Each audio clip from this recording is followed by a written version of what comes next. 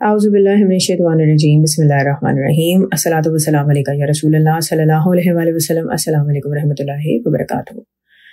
पिछली वीडियो में आपको बताया था कि हुज़ूर पाक सल्लल्लाहु अलैहि वसल्लम कुछ फ़ौज औतास की तरफ भी भेजते हैं ताकि वहाँ पे जो कुफ़ार भागे थे उनसे भी मुकाबला हो सके। जब वहाँ पर जाते हैं तो जो इस्लामी फ़ौज होती है उसके सरदार होते हैं हज़रत अबू आमिर अशरी रज़ियल्लाहु अन्हु। अब होता ये है कि कुफ़ार की जो फ़ौज होती है उसका सरबराह होता है दरीद बिन अल-समा। उसका बेटा हज़रत अबू आमिर को एक तीर मारता है। अबू आमिर के भतीजे अबू मूसा जब अबू आमिर को इस तरह देखते हैं तो उनको पूछते हैं कि किसने आपको तीर मारा, जिस पर अबू आमिर उसको बताते हैं कि वो दरीद बिन अल-समा का बेटा है जिसने मुझे तीर मारा है।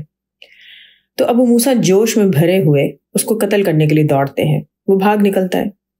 अबू मूसा उसका पीछा करते हैं और कहते हैं कि ओ भागने वाले, क्या तुझको शर्म और गैरत नहीं आती? ये सुनकर वो काफिर पलटता है, दोनों लड़ाई करते हैं और अबू मूसा उसको कत्ल कर देते हैं। वापस आकर अपने चचा अबू आमिर को बताते हैं कि मैंने आपके दुश्मन को कत्ल कर दिया है।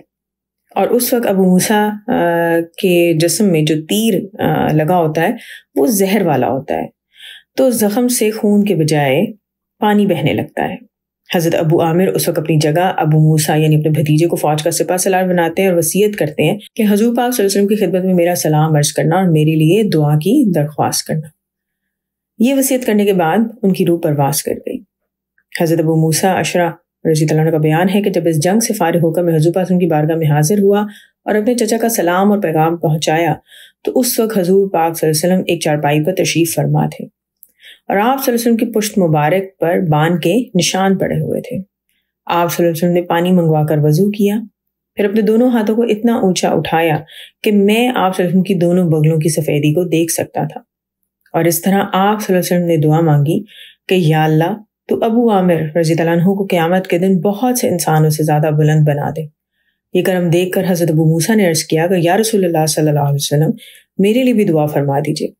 तो आप सल्लल्लाहु अलैहि वसल्लम ने दुआ फरमाई कि या अल्लाह, तो अब्दुल्ला बिन कैस के गुनाहों को बख्श दे और उसको क़यामत के दिन इज्जत वाली जगह में दाखिल करा।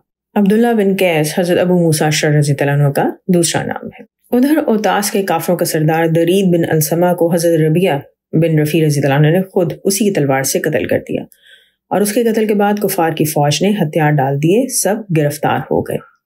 इन कैदियों में हुज़ूर पाक सल्लल्लाहु अलैहि वसल्लम की रज़ाई बहन हज़रत शीमा रज़ियल्लाहु अन्हा भी शामिल थी। ये हज़रत बीबी हलीमा सादिया रज़ियल्लाहु अन्हा की साहबजादी थी। जब लोगों ने उनको गिरफ्तार किया तो उन्होंने बताया कि मैं तुम्हारे नबी सल्लल्लाहु अलैहि वसल्लम की बहन हूँ।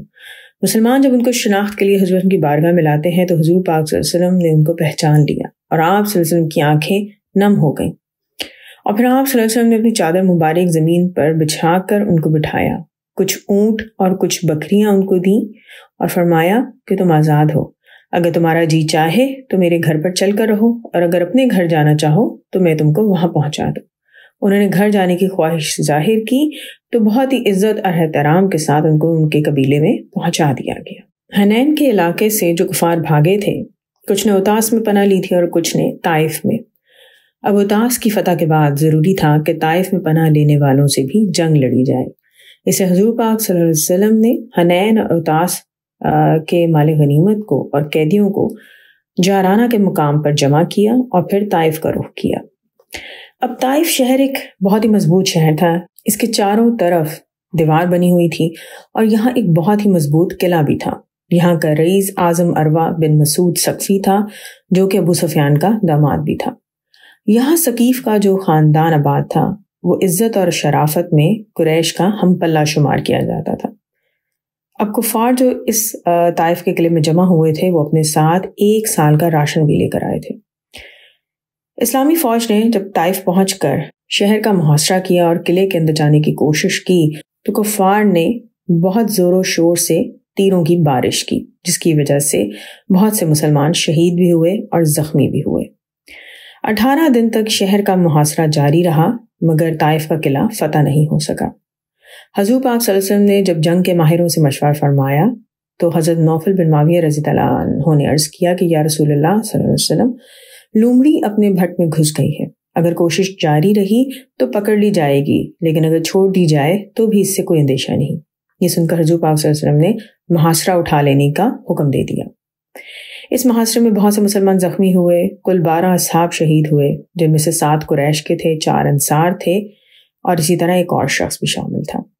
زخمیوں میں حضرت ابوبکر صدیق رضی اللہ عنہ کے صاحبزادے عبداللہ بن ابوبکر رضی اللہ عنہ بھی شامل تھے۔ یہ ایک تیر سے زخمی ہو گئے تھے، اچھے بھی ہو گئے تھے، لیکن کچھ مدت کے بعد ان کا زخم پھر پھٹ گیا اور حضرت ابوبکر صدیق رضی اللہ عنہ کے دور خلافت میں اسی زخم سے ان کی وفات ہو گئی تھی۔ جنگ طائف میں ازواج مطہرات میں سے 2 ازواج ساتھ تھیں، جن میں حضرت ام سلمہ رضی اللہ عنہ اور حضرت زینب رضی اللہ عنہ شامل تھیں۔ ان دونوں کے لیے حضور پاک صلی اللہ علیہ وسلم نے 2 خیمے گاڑے تھے اور جب تک طائف کا محاصرہ رہا، آپ صلی اللہ علیہ وسلم ان دونوں خیموں کے درمیان میں نمازیں پڑھا کرتے تھے۔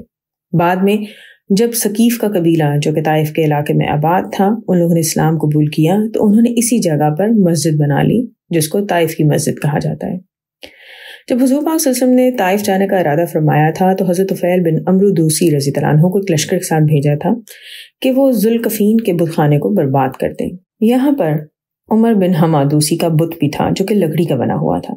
چنانچہ حضرت طفیل بن عمرو دوسی رضی اللہ عنہ جب وہاں جا کر بت توڑتے ہیں تو وہ اس لکڑی کے بت کو آگ سے جلا دیتے ہیں اور کہتے ہیں کہ میں تیرا بندہ نہیں ہوں، میری پیدائش تیری پیدائش سے بڑی ہے، میں نے تیرے دل میں آگ لگا دی ہے۔ اسی طرح حضور پاک صلی اللہ علیہ وسلم حضرت علی رضی اللہ عنہ کو بھی بھیجتے ہیں کہ طائف کے اطراف میں جگہ جگہ جو ثقیف کے قبیلے نے بت خانے بنا رکھے تھے ان سب بتوں کو توڑ دیا جائے۔ جب حضرت علی رضی اللہ عنہ یہ کام سر انجام دے کر حضور پاک کی خدمت میں حاضر ہوتے ہیں تو حضور پاک صلی اللہ علیہ وسلم ان کو دیکھ کر بہت خوش ہوتے ہیں اور بہت دیر تک ان سے تنہائی میں گفتگو فرماتے ہیں، جس کو دیکھ کر کافی لوگ حیران ہوتے ہیں کہ آخر یہ گفتگو کیا ہو رہی ہے۔ طائف سے روانگی کے وقت صحابہ اکرام رضی اللہ عنہ حضور پاک صلی اللہ علیہ وسلم سے عرض کرتے ہیں کہ یا رسول اللہ صلی اللہ علیہ وسلم، آپ قبیلہ ثقیف کے کفار کے لیے ہلاکت کی دعا فرما دیجئے۔ تو آپ صلی اللہ علیہ وسلم نے دعا مانگی کہ یا اللہ ثقیف کو ہدایت دے اور ان کو میرے پاس پہنچا دے، اور ایسا ہوا بھی۔ قبیلہ ثقیف کا وفد مدینہ شریف حضور پاک کے پاس آیا اور پورے قبیلے نے اسلام قبول کیا۔ طائف کے شہر سے محاصرہ اٹھانے کے بعد حضور پاک صلی اللہ علیہ وسلم جارانہ کے مقام پر واپس جاتے ہیں کہ جہاں پہ حنین اور اتاس کا مال غنیمت جمع تھا۔ یہ مال غنیمت بہت زیادہ تھا، کہا جاتا ہے کہ اس میں 24,000 اونٹ تھے، 40,000 سے زیادہ بکریاں تھیں، کئی من چاندی اور 6,000 قیدی بھی موجود تھے۔